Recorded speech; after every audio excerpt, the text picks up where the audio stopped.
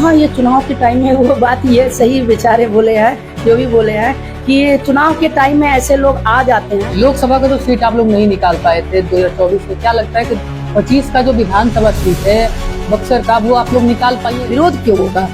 विरोध नहीं हुआ था, करते होंगे कुछ लोग, विरोध करते होंगे। आपको जो कांग्रेस के विधायक जी हैं, आपको पसंद जनता अब नहीं कर रही है, इसलिए इस प्रकार का भ्रम फैला कि महिला के जो महिलाएं घूम रही हैं या टिकट मांग रही हैं, वो बक्सर की है कि नहीं। पहली बात, वो बक्सर की स्थानीय भी होनी चाहिए। बाहरी लोग भी घुसकर और कहते हैं कि मैं बक्सर की हूँ। इतनी आप उपलब्धियां गिना रही हैं, फिर भी आप लोग एक ब्राह्मण का सीट नहीं बचा पाई। मिथिलेश तिवारी जो कि लोकसभा में चुनाव लड़े हुए थे, वो महागठबंधन का राजनीतिक माहौल गड़बड़ है। उनके कब गठबंधन टूट जाएंगे, कब सीट को लेकर लड़ाई होगा, उनके में गड़बड़ हो सकती है। इस बार 2025 के चुनाव में फिर से किसी महिला को ही भरोसा करेगी पार्टी। बिहार का एक ऐसा जिला जहां पर प्रभु श्री राम की कर्मस्थली रही, वहीं से बक्सर जिला अंतर्गत एक गांव आता है जिसका नाम है परसिया। वहीं की एक महिला जो कि अपने मेहनत के बल पर भाजपा में अपना जगह बनाती है, और आज जगह ऐसा वो बनाई है कि अगर वो कहीं से चाह दे तो वो टिकट के लिए कहीं से वो मोहताज नहीं हो पाएंगे, चाहे वो लोकसभा हो या फिर विधानसभा हो। अभी हमारे साथ बातचीत करने के लिए भाजपा की वरिष्ठ भाजपा नेत्री उषा दुबे जी हैं। सबसे पहले मैं आपका स्वागत करना चाहूंगी। धन्यवाद। क्या कहिएगा, जिस तरह से राजनीतिक अभी माहौल चल रहा है पूरे बिहार में? नहीं, हमारा भाजपा का राजनीतिक माहौल तो बहुत अच्छा है। वो महागठबंधन का राजनीतिक माहौल गड़बड़ है। उनके कब गठबंधन टूट जाएंगे, कब सीट को लेकर लड़ाई होगा, उनके में गड़बड़ हो सकता है, होता है, रहता है।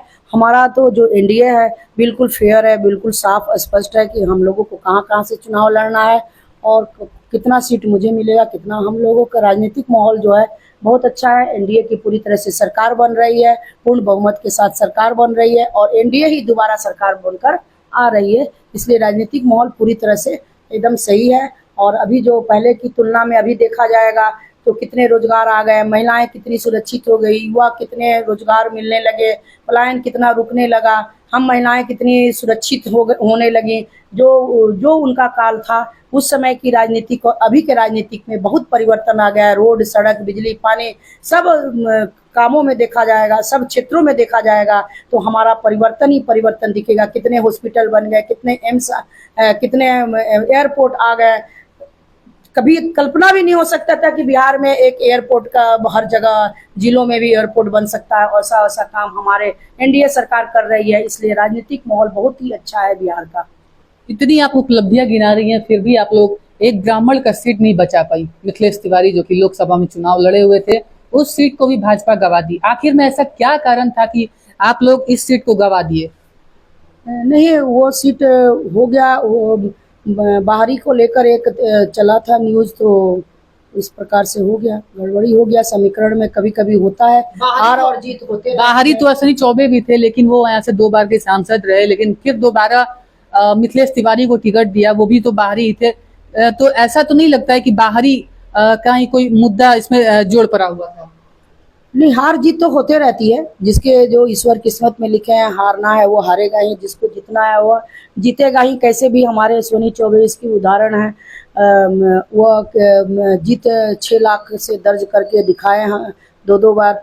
तो ये सब तो चलते रहता है, और बाहरी भी कोई बहुत बड़ा मुद्दा नहीं है। मुद्दा मेन था कि वो ईश्वर ने जो लिखा है, हार और जीत होते रहता है।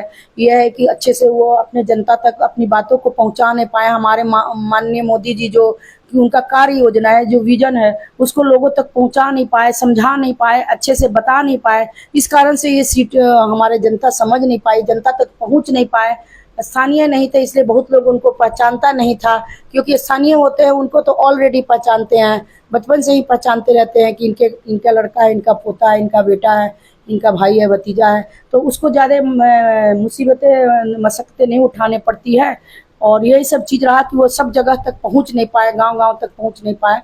और हार जीत तो ईश्वर के भी हाथ में कुछ होता है, कुछ अपना कर्म भी होता है। कांग्रेस के द्वारा एक वोट अधिकार यात्रा निकाला गया है, तो ये वो सब तो ऐसी वोट अधिकार यात्रा अपनी जनता को गुमराह करने के लिए, अपने को दिखाने के लिए। लेकिन जनता सब समझती है, जनता सब जानती है कि आप जो कर रहे हैं वो गलत कर रहे हैं। वोट जो कट रहा है वो कैसे जानते हैं कि आप ही का वोट कट रहा है? वो भारतीय जनता पार्टी का वोटर्स नहीं हो सकता है जो कट रहा है। आप ही को चिंता क्यों है? आप जो इसका रैली निकाल रहे हैं, यात्रा निकाल रहे हैं, चिल्ला रहे हैं, ये सभी को चिंता है। और चुनाव आयोग को निष्पक्ष रूप से काम करने देना चाहिए। सही काम कर रहा है कि नहीं, इस पर आपको ध्यान देना है। यही मैं बोलूंगी कि जो कांग्रेस और राजद जो कर रही है वह लोकतंत्र की हत्या की काम कर रही है और चुनाव आयोग को बाधा डालने का काम कर रही है। लोकसभा का तो सीट आप लोग नहीं निकाल पाए थे 2024 में, क्या लगता है कि 25 का जो विधानसभा सीट है बक्सर का, वो आप लोग निकाल पाइए? क्योंकि जिस तरह से अफरा तफरी मचा हुआ है, पोस्टर बैनर लड़ाई चल रहा है, इसको लेकर क्या कहिएगा? नहीं, ये तो 100% निश्चित है कि एकदम हम लोग सभी पूरी जनता आश्वस्त है, पूरी बिहार की जनता आश्वस्त है कि इस बार एनडीए की सरकार बन रही है और पूर्ण बहुमत के साथ आ रहे हैं, हम ही बन रहे हैं। क्योंकि कोई भी जनता बिहार की, वह जंगल राज, वह अपहरण, वह लूट, वह भ्रष्टाचार, वह घुसखोरी, वह चारा घोटालों पर घोटाला कोई नहीं देखना चाहता है। इसलिए इस बार फिर से हमारी एनडीए की सरकार आ रही है और पूर्ण बहुमत के साथ आ रही है। ऐसा माना जाता है कि बक्सर में इस बार हो सकता है कि महिला को सीट दिया जाए, क्योंकि सुगधा पांडे के बाद किसी भी महिला को यहाँ से सीट नहीं दिया गया। आखिर में क्यों? क्योंकि जब सुगधा पांडे जी थी तो वो यहाँ से महिला सीट निकाल पाई थी। महिला सीट के साथ साथ वह एक बहुत ही अच्छी महिला थी। बहुत कॉलेज में एक प्रोफेसर भी थी, पढ़ी लिखी थी, बहुत अच्छे स्वभाव, नेचर सब कुछ अच्छा था। हमारी महिला को सीट देने से पहले यह देखा जाता है कि वो महिला के पास वोट भी होना चाहिए, वो महिला समाज के बीच में होना चाहिए, स्थानीय होना चाहिए, उसके पास वोट भी होना चाहिए, साथ में वह उसका सबसे जुड़ाव होना चाहिए, स्थानीय के साथ जुड़ाव भी होना चाहिए। ये नहीं कि मैं कोई भी महिला आए और उसको टिकट दे दिया जाएगा, ऐसे हमारे पार्टी में नहीं होता है। क्या लगता है कि इस बार 2025 के चुनाव में फिर से किसी महिला को ही भरोसा करेगी पार्टी? बिल्कुल, महिलाओं पर भरोसा करती रही हमारी पार्टी, आगे भी करेगी। हमारी 15 महिलाएं इस बार, इसके पहले वाले चुनाव में 15 महिलाएं सीट लड़ी हैं। इस बार और हमारी महिलाओं की संख्या बढ़ेगी। इसके बाद हमारे मोदी जी, हमारे प्रधानमंत्री जी एक हमारे बिल पास किए हैं 33% आरक्षण का, उसमें बहुत सारी महिलाएं आएंगी। अभी तो हमारा महिलाएं को बहुत महत्व देते हैं, हमारी सरकार देती रही है।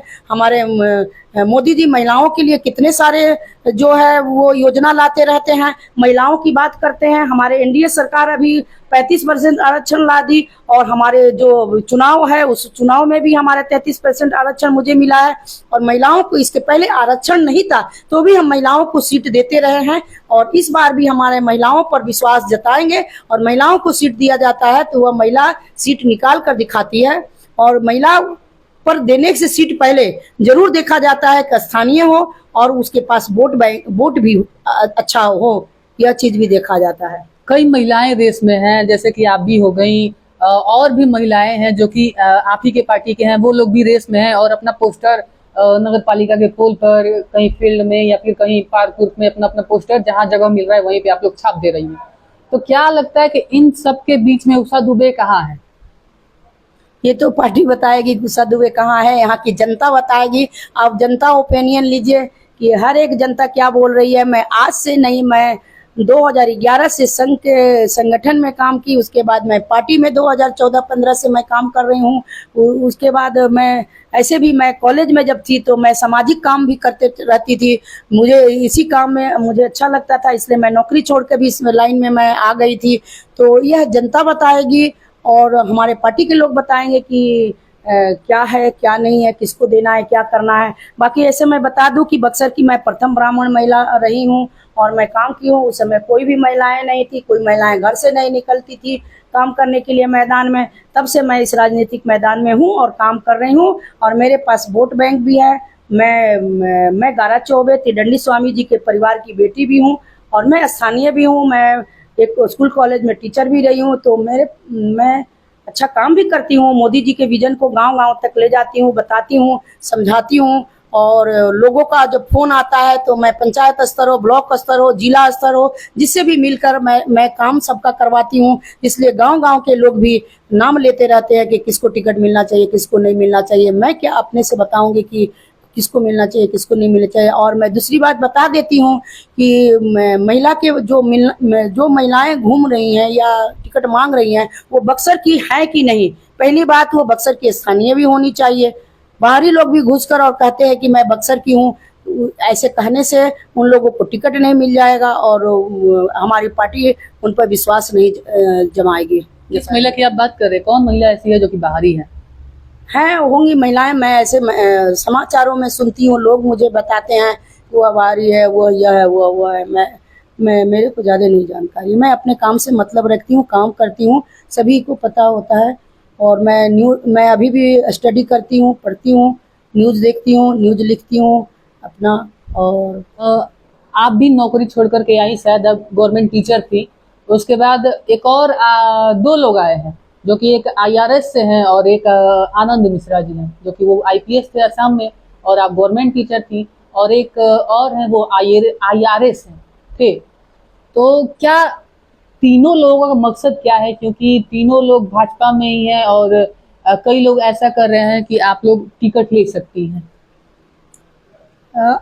ये तीनों लोगों का या ऐसे हमारे जैसे और भी लोग होंगे, उन लोगों जिन लोगों का मकसद है कि बक्सर का बदलाव करना है, वह विदेश से भी नौकरी छोड़कर आ जाते हैं। ये नौकरी छोड़ना कोई बड़ी बात नहीं है, क्योंकि हम लोगों का मकसद है बक्सर को कैसे बदला जाए, बक्सर में भी अच्छा प्रत्याशी कैसे आए, स्थानीय प्रत्याशी कैसे आए। अपना स्थानीय प्रत्याशी जब आएगा तो बक्सर में बदलाव करेगा। हमारा बहुत सारा ऐसा ऐतिहासिक जगह है, इतिहास है, जो धीरे धीरे करके मिट रहा है। हमारे इतिहास को आगे बढ़ाने के लिए, उसको पर्यटन स्थल बनाने के लिए, उसको अध्यात्म और पर्यटन को जोड़ने के लिए हम लोग पहले से इस मुहिम में काम कर रहे हैं। मैं भी बहुत दिनों से इस मुहिम में काम कर रही हूँ।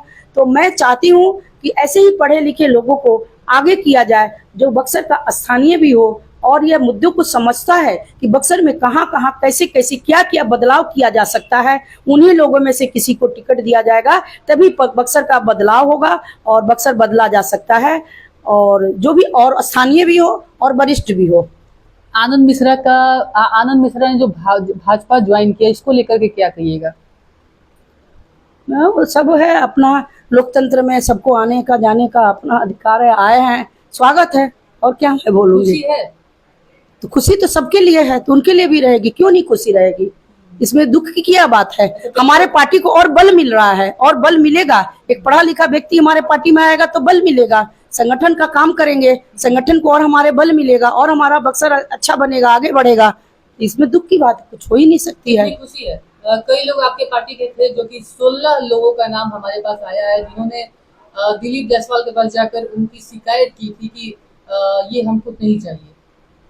नहीं, ऐसा कुछ भी नहीं है, ऐसे सब मन गढ़ंत है। ऐसा है क्या प्रमाणित ऐसा कोई नहीं हमारे पार्टी का बोल सकता है। हमारे पार्टी में रोज प्रतिदिन लोग सब सदस्यता लेते हैं, आते हैं और पार्टी को मजबूत बनाने के लिए काम करते हैं। हमारा ऐसा कोई नहीं है कि हमारे पार्टी का लोग कोई ऐसा बोलेगा और ऐसा करेगा। ये सब मनगढ़ंत और कहानियां बनाया जाता है, क्योंकि विपक्ष हमसे डरा हुआ है और हम जितने मजबूत बनते जाएंगे उतने हमारा विपक्ष जो है हमारी बातें हमारी अफवाहें लोगों को भ्रमित करने के लिए उड़ाते रहेगी, क्योंकि वो जानते हैं कि इस बार सीट एनडीए निकाल रही है। वो सीट निकालने वाले नहीं है, उनकी सीट निकल नहीं रही है, क्योंकि यहाँ पर राष्ट्रीय अध्यक्ष जी आए थे तो पूरी की पूरी खाली कुर्सियां बता दिए कि आपको जो कांग्रेस के विधायक जी हैं आपको पसंद जनता अब नहीं कर रही है। इसलिए इस प्रकार का भ्रम फैलाया जाता है और हमारे जो जितने पढ़े लिखे प्रत्याशी आते हैं उनके बारे में ऐसी अफवाहें जानबूझ के उड़ाया जाता है, ताकि वो मैदान में और हमारे प्रदेश नेतृत्व केंद्रीय नेतृत्व के नज़र में न रहे। लेकिन मैं प्रदेश नेतृत्व, मैं केंद्रीय नेतृत्व से ही मांग करती हूँ कि कोई भी जो भी पढ़ा लिखा है उन्हीं में से और स्थानीय है जिनके पास वोट भी है, उन्हीं में से किसी को वोट टिकट दिया जाए, ताकि वह बक्सर को आगे बढ़ा सके। हमारा मुहिम जो है बक्सर को आगे बढ़ाना है, बक्सर के इतिहास को जो गौरव है उसको फिर से हमें उसी प्रकार के उसी जगह पर लाना है। इसलिए मैं हमेशा चाहूँगी कि उन्हीं अच्छे लोगों को, पढ़े लिखे लोगों को, स्थानीय लोगों के जिनके पास वोट हो, ये सीट को जीत कर दिखा सके, उसमें सक्षम हो, ऐसे लोगों लोगों को ही टिकट दिया जाए। मैं यही केंद्रीय नेतृत्व और प्रदेश नेतृत्व से मैं आग्रह करूँ। उनका पोस्ट एक आया था कि जब जब जब नाश मनुष्य पर छाता है पहले विवेक मर जाता है। वहीं बक्सर के कई ऐसे लोग हैं जिन्होंने कमेंट करके बताया है कि 2024 में ऐसा हो चुका है। यानी किसको लेकर बोल रहे हैं वो लोग? आनंद मिश्रा को लेकर के क्या? मैं ये सब क्या जानूंगी, उनके मन में क्या चला है, किस लिए लिखे, क्यों लिखे। मुझे ओंट टोंट ये सब मुझे पसंद भी नहीं है कि किस पर लिखे, क्यों लिखे, किस लिए लिखे। परशुराम चतुर्वेदी को जब सीट मिला था यह बक्सर वाला, तो फिर उनका विरोध हो रहा था, आप ही के पार्टी के लोग कर रहे थे। तो क्या लगता है कि इस बार भी अगर किसी और को सीट मिल जाए, जो चाह रहा है उसको न मिलकर किसी और को मिल जाए, तो इस बार भी आप लोग सपोर्ट कीजिएगा उसका कि विरोध कीजिएगा? विरोध कभी नहीं हुआ था, विरोध क्यों होगा? विरोध नहीं हुआ था। करते होंगे कुछ लोग, विरोध करते होंगे। हम लोग तो सब कोई उनके साथ रहते थे। 9 बजे सुबह से लेकर 11 बजे रात तक हम लोग ऑफिस में बैठते थे और विरोध नहीं करते थे कोई। हार और जीत ईश्वर के भी कुछ हाथ में होता, अपने कर्म पर भी होता है और ईश्वर के हाथ में भी होता है। ये आनंद मिश्रा अभी कुछ दिन पहले प्रधानमंत्री नरेंद्र मोदी से मिले हैं, क्या कहिएगा उसको लेकर? इसमें क्या कहना है, कोई भी मिल सकता है, मिलते रहता है। हमारे वो प्रधान सेवक हैं, सबसे मिलते हैं, खुले दिल से मिलते हैं, जो जाएगा उससे मिलते हैं। आप तो मिलेंगे नहीं? मैं तो सैकड़ों बार मैं मिली हूँ उनके साथ। मैं पहले आपको फेसबुक पोस्ट नहीं दिखता है, लेकिन आज जितने भी लोग प्रधानमंत्री जी से मिले हैं वो सभी लोग अपना अपना पोस्ट डाल दिए रहे। मैं अभी नहीं मिली हूँ। अच्छा, मैं जब मिले थे उनसे तो उस समय हमारा लोग को फोटो का प्रचलन नहीं था। जब मैं मिली हूँ तब की बात बता रही हूँ, उस समय फोटो का प्रचलन नहीं चलता था। और सेल्फी, हाँ, उस समय सेल्फी भी हम लोगों को लेने नहीं आता था। एक सवाल और, जो आपने तिवारी जी की बात की, मुन्ना तिवारी जी की, संजय तिवारी, और उनका कहना है कि भाजपा में कई बरसाती मेढक आ गए हैं। हाँ, ये चुनाव के टाइम में वो बात ये सही बेचारे बोले हैं, जो भी बोले हैं कि ये चुनाव के टाइम में ऐसे लोग आ जाते हैं। जब चुनाव आता है तो वो लोग सोचते हैं कि हम अपना कर लेंगे, कुछ दिन काम कर लेंगे और ऊपर जाकर बोल देंगे तो मुझे टिकट मिल जाए। एक बार भोजपुरी में हमारे दर्शक के संदेश दे दी। सब पूरा बक्सर की जनता से निवेदन करतानी, आग्रह करतानी कि अब की बार भाजपा के बक्सर से जिता के देखी जा, रउआ सब बहुत अच्छा काम होई। रउआ जितना भी अब कष्ट बा वो सब कष्ट मिट जाई, दुख दर्द मिट जाई। गांव गांव में गैला पर रउआ सब बताओ तनी कि हई हमर काम ना भइल, हऊ हमर काम ना भइल। तो अब की बार के विधायक रउआ के कोनो काम नहीं खन करत, कोनो जनता के दर्द शुभचिंतक बन के काम नहीं खन करत, सेवक बन के काम नहीं खन करत। जे भी भारतीय जनता पार्टी के जे आई सेवक और पूरा काम करी, ये हम रउआ सबसे गुहार लगाओ तनी कि अब की बार भारतीय जनता पार्टी के रउआ सब जिता के पूर्ण वोट से दे के पूर्ण बहुमत से जिताई। और देखिए एनडीए के भी पूर्ण बहुमत से पूरे बिहार में जिता के रउआ सब, यही हमारे पूरे बिहार से, पूरे बक्सर की जनता से अपील बा। धन्यवाद।